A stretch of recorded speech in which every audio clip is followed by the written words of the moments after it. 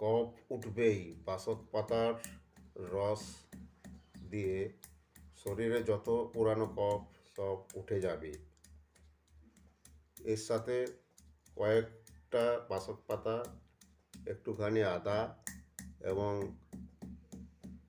5-10টা গোলমরিচ একসাথে মিশিয়ে বেটে জুস তৈরি করে নিতে হবে।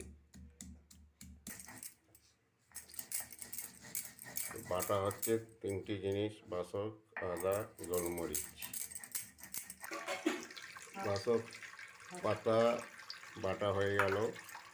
বাসক পাতার সঙ্গে আদা গোলমরিচ দিয়ে বাটা হলো।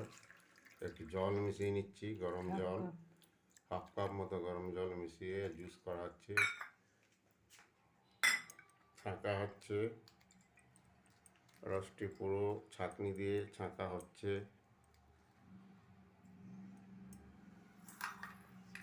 জুস তৈরি হয়ে গেল। এই জুস সকালবেলা খালি পেটে খেলে পুরানো কফ বা সর্দি কাশি যদি হয়ে থাকে, কফ তো উঠবে, সঙ্গে সর্দি কাশিও ভালো হয়ে যাবে। সবাইকে নমস্কার।